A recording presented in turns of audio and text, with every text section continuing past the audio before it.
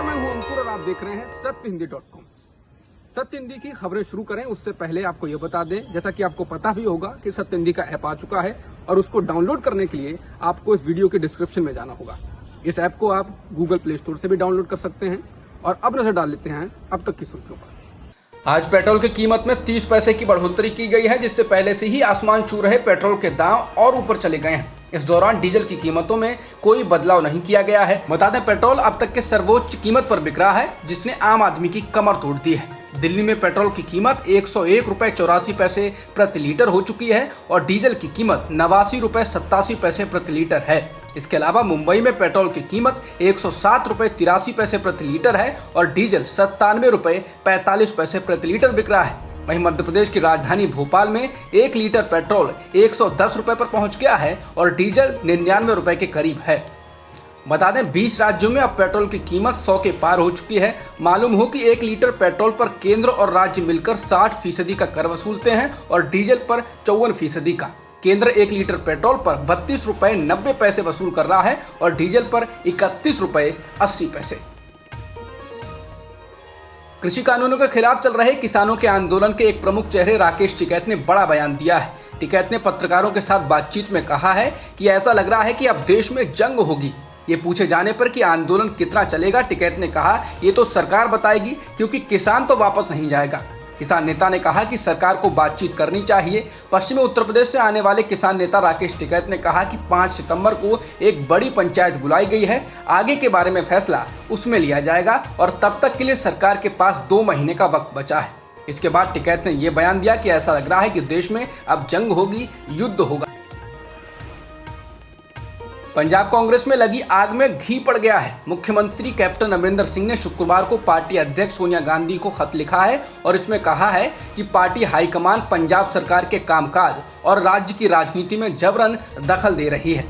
इस पत्र के सामने आने के बाद पंजाब मामलों के प्रभारी हरीश रावत को आनन फानन में शनिवार को चंडीगढ़ भेजे जाने की खबर है। इस वरिष्ठ नेता ने खत में नवजोत सिंह सिद्धू को राज्य इकाई का अध्यक्ष बनाए जाने की खबरों को लेकर भी नाराजगी जाहिर की है और कहा है कि हाईकमान को पंजाब के हालात समझने चाहिए और अभी यहां नेतृत्व में परिवर्तन नहीं। कर्नाटक में नेतृत्व बदलाव की अटकलों के बीच शुक्रवार शाम को मुख्यमंत्री बीएस येदियुरप्पा ने प्रधानमंत्री मोदी से दिल्ली में मुलाकात की। शुक्रवार को दिल्ली आए येदियुरप्पा के साथ कोई भी मंत्री नहीं था। वो अपने बेटे और कुछ सहयोगियों के साथ आए हैं। आज वो गृह मंत्री अमित शाह और बीजेपी के राष्ट्रीय अध्यक्ष जेपी नड्डा से मुलाकात करने के बाद वापस बेंगलोर लौटेंगे। बता दें, कर्नाटक बीजेपी में नेतृत्व परिवर्तन के लिए बयानबाजी होती रही है। कोरोना की संभावित तीसरी लहर से पहले नीति आयोग के सदस्य डॉक्टर वीके पॉल ने कहा है कि भारत अभी तक कोविड-19 के खिलाफ हर्ड इम्यूनिटी हासिल नहीं कर पाया है, इसलिए कोरोना वायरस के और संकट की आशंकाओं से इनकार नहीं किया जा सकता है। इसके साथ ही उन्होंने कहा कि महामारी को रोकने के लिए अगले 125 दिन बेहद महत्वपूर्ण होंगे। उन्होंने कहा कि संक्रमण को फैलने से रोकने के लिए कोरोना प्रोटोकॉल का पालन करना ही होगा। केंद्र शासित प्रदेश जम्मू और कश्मीर और दूसरे केंद्र शासित प्रदेश लद्दाख के हाईकोर्ट का नाम बदलकर अब जम्मू कश्मीर और लद्दाख हाईकोर्ट कर दिया गया है। इसको लेकर शुक्रवार को एक आदेश अधिसूचित कर दिया गया है। राष्ट्रपति रामनाथ कोविंद ने इस बदलाव को प्रभावी करने के लिए जम्मू कश्मीर पुनर्गठन आदेश 2021 पर हस्ताक्षर कर दिया है।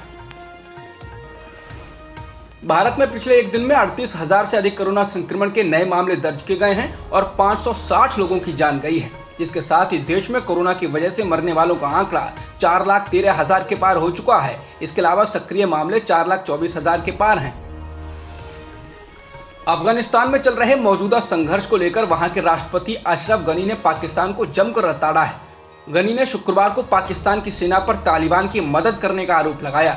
गनी ने अपने भाषण में कहा कि पाकिस्तान से 10,000 जिहादी लड़ाके बीते महीने अफगानिस्तान में घुस चुके हैं और पाकिस्तान तालिबान को इस बात के लिए मनाने में फेल रहा है कि ये कट्टरपंथी संगठन संजीदा होकर शांति वार्ता में भाग ले। हालांकि इमरान ने गनी के इन आरोपों को खारिज कर दिया और कहा कि अफगानिस्तान के हालात के लिए पाकिस्तान को दोष देना गलत होगा। दोनों ही नेता ताशकंद में आयोजित मध्य और दक्षिण एशिया क्षेत्रीय संपर्क चुनौतियों और अवसर नाम से आयोजित अंतर्राष्ट्रीय कॉन्फ्रेंस में बोल रहे थे। ताशकंद में अफगानिस्तान के राष्ट्रपति अशरफ गनी और पाकिस्तान के प्रधानमंत्री इमरान खान के बीच तालिबान को लेकर हुई कहासुनी के बाद अब पाकिस्तान में आज से आयोजित होने वाले अफगान शांति सम्मेलन को टाल दिया गया है। रिपोर्ट्स के मुताबिक अफगानिस्तान ने इसमें शामिल होने में अनिच्छा जाहिर की है। ये सम्मेलन 17 जुलाई से 19 जुलाई तक होने वाला था। खैबर पख्तूनख्वा के डासू में 14 जुलाई को बस में हुए धमाके में 13 लोगों की मौत हो गई थी, जिसमें 9 चीनी नागरिक शामिल थे। पहले तो पाकिस्तान ने इसको एक बस दुर्घटना बताया, लेकिन बाद में उसने कहा कि हमले की आशंका से इनकार नहीं किया जा सकता। चीन ने इस हमले में मारे गए चीनी नागरिकों के बाद सख्त रवैया अख्तियार किया है और साफ कहा कि इस मामले के दोषियों को तुरंत सजा दी जाए। वहीं इस हमले के बाद चीन और पाकिस्तान में सब कुछ ठीक नहीं है और इस बीच अब चीन ने पाकिस्तान में अपनी महत्वाकांक्षी योजना चाइना पाकिस्तान इकोनॉमिक कॉरिडोर के संयुक्त समन्वय समिति की बैठक को भी स्थगित कर दिया है। इसकी जानकारी पाकिस्तान में CPEC अथॉरिटी के चेयरमैन लेफ्टिनेंट जनरल असीम बाजवा ने दी है। उन्होंने कहा कि अब ये बैठक ईद के बाद होगी, हालांकि उन्होंने कोई तारीख नहीं बताई। अब तक की खबरों में इतना ही। बाकी खबरों के लिए बने रहिए सत्यहिंदी.com के साथ। सत्य हिंदी का ऐप डाउनलोड करें गूगल प्ले स्टोर पर।